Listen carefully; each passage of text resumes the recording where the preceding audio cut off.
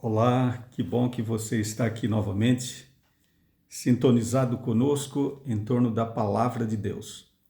Vamos absorver mais uma grandiosa lição, aquela lição poderosa que Jesus deixou em relação à sua vida por nós. Título geral, como estamos vendo, as marcas de Cristo. E quantas foram as marcas de Cristo, né?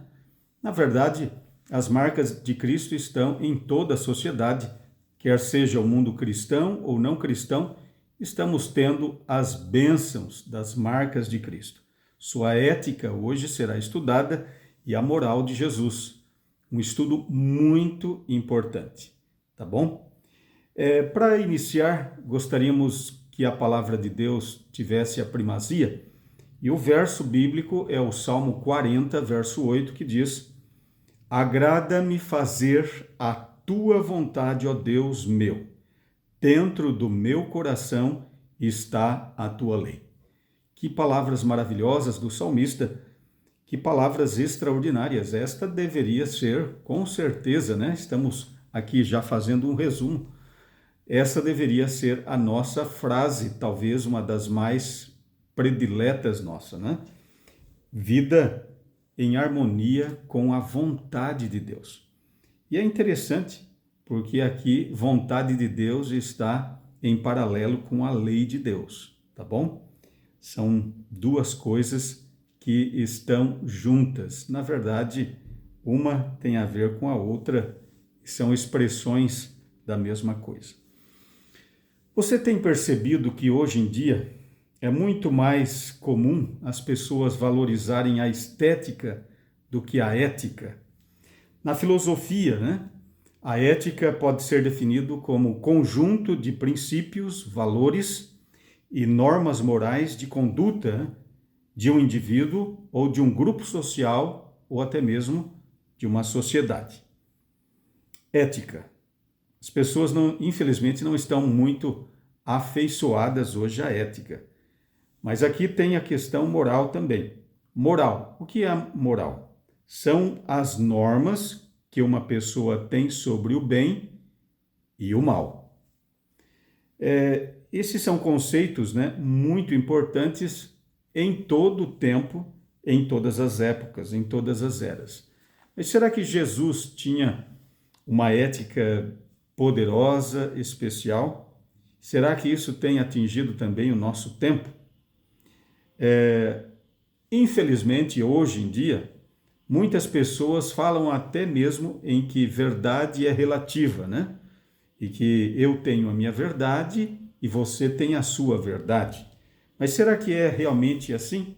Será que a verdade é para a gente ter alguém tem uma verdade e outro tem uma outra verdade?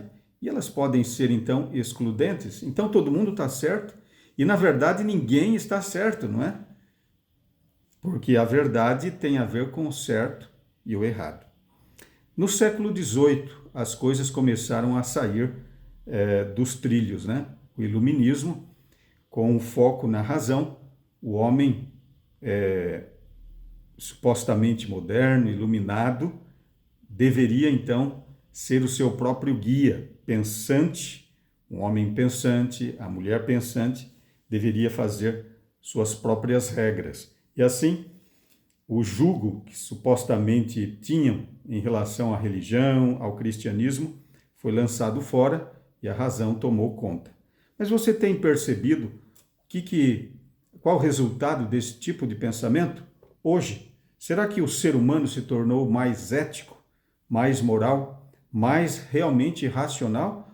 Ou temos entrado num esquema onde todos e tudo, em nome da razão ou suposta ciência, tem desencaminhado e tem feito escolhas perversas e más? Olha o que aconteceu, não muito longe de nós, né? Primeira e Segunda Guerra Mundial. O ser humano não se conserta sozinho. Precisa de um padrão moral, precisa de um padrão mais elevado. Queremos colocar aqui três pontos muito importantes. Primeiro, que a ética de Jesus é baseada em fazer a vontade de Deus. Este mesmo verso que nós lemos, Salmo 40, verso 8, também aqui é um verso atribuído a Jesus Cristo. Jesus é aquele que mais amou a lei de Deus. Jesus é aquele que mais defendeu e exemplificou, se colocado em prática os princípios morais da lei de Deus, a vontade de Deus, o ser humano realmente vai alcançar um padrão celestial. Não estamos falando de fazer isso sozinhos, né? Jesus não é apenas aquele que deu exemplo, é aquele que veio nos dar socorro, salvação, redenção, veio trazer a bênção da vitória para nós. Veja, podemos comparar a Cristo e o seu reino com os reinos do mundo de então, ou até mesmo de hoje em dia. Muitas nações tinham as suas leis baseadas na vontade do seu monarca. Por exemplo, Nero, que foi o primeiro perseguidor dos cristãos, que viveu ali no contexto do próprio apóstolo Paulo, e foi nesse período que Paulo foi decapitado. Era um homem sem juízo, matou a esposa e a mãe porque elas o repreenderam. E tantas coisas, né, que nós vemos que o aparente racionalismo, a aparente vontade de um monarca pode ser realmente uma coisa muito má.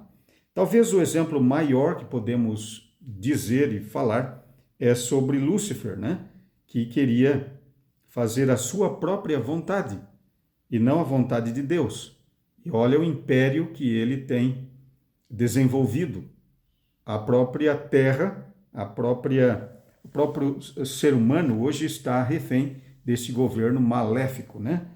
Este governo terrível. Mas por que Deus pode fazer as coisas e mandar na gente? Alguém pode pensar assim, né? Por que ele pode estabelecer as leis? Eu quero ler para você o que está aqui em Isaías 45, 18. Olha que verso interessante. Diz assim: porque assim diz o Senhor, que criou os céus, o Deus que formou a terra, que a fez e a estabeleceu, não a criou para ser um caos, mas para ser habitada. Eu sou o Senhor e não há outro. Percebe aqui por que Deus pode ser a referência e deve ser a referência? Porque Ele é o Criador, Ele sabe o que está fazendo. A própria palavra de Deus também nos diz, né, que a lei de Deus é santa, justa e boa. O maior salmo da Bíblia, que é o 119, ali estão os valores, é enaltecida a lei de Deus e a vontade de Deus, os mandamentos de Deus, e ela é luz para o nosso caminho, ela é uma lâmpada para os nossos pés, a palavra de Deus, que é a vontade de Deus também, outro sinônimo para a vontade de Deus. O segundo tópico sobre este argumento, sobre ética e moral, é em relação à santa lei de Deus. Ela é baseada no amor a Deus e ao nosso próximo. Nós encontramos em Mateus 22, verso 37 e 40, Jesus resumindo a lei, falando que nós devemos amar a Deus sobre todas as coisas e ao próximo como a nós mesmos. Você já imaginou o que seria o mundo? Como o mundo seria ético? Como o mundo seria maravilhoso se todas as pessoas procurassem amar a Deus sobre tudo e ao próximo como a si mesmos? Esse mundo seria um mundo paraíso, né? Não seria um mundo qualquer, seria um paraíso, um Éden, algo maravilhoso. Sabe, a última questão é em relação à ética e à moral de Jesus. Isso nos desafia a ir além do respeito literal pela lei. O que isso tem a ver conosco? Veja, é algo muito grande, a ética do reino de Deus.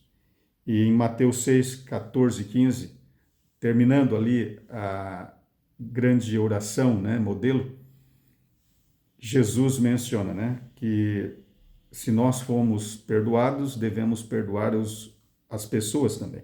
Perdão, sabe?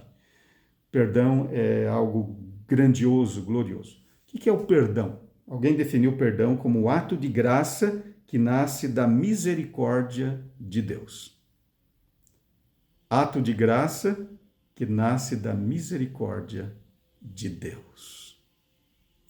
Sabe, queridos, a gente perdoa porque é perdoado. Não apenas amamos porque somos amados. Amamos, devemos amar, porque Deus nos amou primeiro. Conta-se a história verdadeira de Corrie ten Boom, uma escritora. Ela era alemã. Na Guerra Mundial, ela e a sua irmã começaram a dar apoio aos judeus. Ela sendo alemã, os vizinhos começaram a delatá-la. E acabou que ela e sua irmã foram presas. Sua irmã no campo de concentração, ela também. Sua irmã morreu e ela conseguiu sobreviver. O tempo se passou, numa reunião, apareceu um homem que tinha sido soldado e tinha feito muita coisa ruim no campo de concentração contra as pessoas lá e contra Corrie também. E ele estendeu a mão para ela e pediu perdão, dizendo que Deus o tinha perdoado das coisas cruéis que ele tinha feito e ele gostaria de ouvi-la também dos seus lábios de que ele estava perdoado. E ela fez uma pequena oração dizendo: Senhor, isso é muito difícil para mim. O Senhor sabe que eu não tenho força. Mas enquanto ela orava, um calor passou pelo seu braço, pelo seu corpo, e um bem-estar profundo, e com lágrimas nos olhos, cumprimentou aquele homem, estendeu o perdão e ficaram de mãos dadas por longo tempo. Sim, Jesus perdoa, nós podemos perdoar também. Por incrível que pareça. Jesus amou, podemos amar. Jesus foi fiel e leal, Jesus foi ético, podemos ser éticos nesse mundo de tantos falsos valores. Você gostaria de ser mais semelhante a Jesus? Eu creio que sim, não é? Posso orar por você neste momento. Querido Pai, abençoe este teu filho, tua filha, que me vê, que me ouve, que o seu coração esteja cada dia abençoando a nós, pessoas tão simples e que podemos ser tão maus, mas que em Jesus podemos ser regenerados e podemos ter o mesmo padrão de bondade que o Senhor coloca no coração, que é bom. Portanto, se conosco. Em nome de Jesus oramos. Amém. Obrigado por estar conosco. Amanhã tem mais, com a graça de Deus.